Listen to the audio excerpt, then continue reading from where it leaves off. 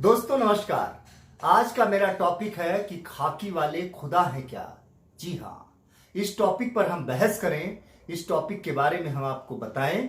उससे पहले आपको सीसीटीवी का एक छोटा सा फुटेज दिखाते हैं और फिर आपको समझाने की कोशिश करते हैं कि पुलिस के पास कितनी शक्तियां हैं और वो उनका इस्तेमाल किस तरह से करती है।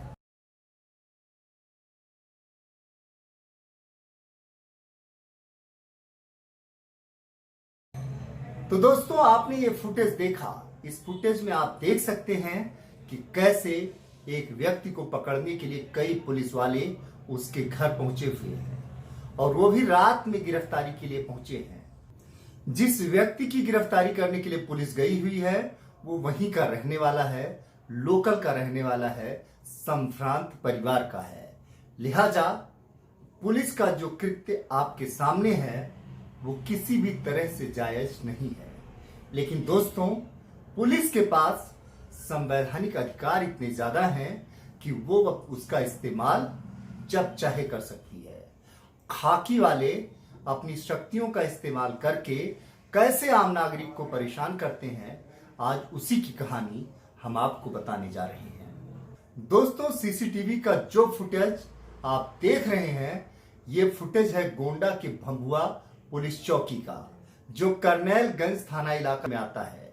वहीं का ये सीसीटीवी फुटेज है और जिस व्यक्ति की गिरफ्तारी करने के लिए पुलिस गई है वो व्यक्ति भंभुआ गांव का ही रहने वाला है। आपको इस सीसीटीवी फुटेज में साफ तौर पर दिखाई पड़ रहा होगा कि पुलिस उस व्यक्ति को जबरदस्ती गिरफ्तार करके ले जा रही है। इतना ही नहीं, सीसीटीवी फुटेज में जो कुछ दिखाई पड़ रहा है कहानी उससे कहीं ज्यादा है। पुलिस ने जिस व्यक्ति को गिरफ्तार किया उसकी जमकर पिटाई भी की है। इसके साथ ही जो सबसे अहम बात है वो भी हम आपको बताएंगे। ये मामला 6 जून 2020 का है। आइए अब आपको बताते हैं कि पुलिस ने किन शक्तियों के तहत इस व्यक्ति की गिरफ्तारी की। पुलिस ने सीआरपीसी की धारा 151, 107 और 116 के तहत उस व्यक्ति की गिरफ्तारी की है। सीआरपीसी की धारा 107 में शांति भंग करने की आशंका, 151 में किसी व्यक्ति ने अपराध किया हो या उसके द्वारा अपराध किए जाने की संभावना हो, और सीआरपीसी की धारा 116 कहती है कि अगर मान लीजिए मौके पर कहीं लड़ाई हो रही हो और कोई व्यक्ति फोन करके पुलिस को बुलाता है, उस समय पुलिस तत्काल मौके पर आकर के किसी को भी गिरफ्तार कर सकती है। उसके लिए कोई अरेस्ट वारंट की जरूरत नहीं होती है। लेकिन जो कहानी हम आपको बता रहे हैं इस कहानी में ऐसा कुछ भी नहीं है। इतना ही नहीं, आप इस सीसीटीवी फुटेज में देखिए। इस सीसीटीवी फुटेज का जो टाइम दिखा रहा है वो रात के 9:32 का दिखा रहा है। लेकिन पुलिस ने अपनी एफआईआर में जो मामला दर्ज किया वो दोपहर 2:00 का है। ऐसे में आप पुलिस कितना फर्जीवाड़ा करती है ये आप समझ सकते हैं। पुलिस सीआरपीसी की धारा 107, 151 और 116 का किस तरह से दुरुपयोग करती है ये आपको समझने में अब जरा भी देर नहीं होगी।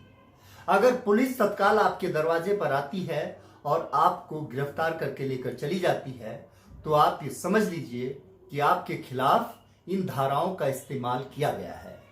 यही वो धारा है जिसका पुलिस सबसे ज्यादा इस्तेमाल करती है। इस धारा का उपयोग सबसे ज्यादा राजनीतिक कारणों से भी किया जाता है और जिस व्यक्ति को पुलिस ने गिरफ्तार किया उस व्यक्ति की गिरफ्तारी के पीछे भी यही वजह रही है। तो अब आप समझ चुके होंगे कि सीआरपीसी की धारा 107, 151 और 116 कितनी ताकतवर है, जो पुलिस के लिए एक सुरक्षा कवच का काम करती है और पुलिस के लिए उगाही का भी काम करती है।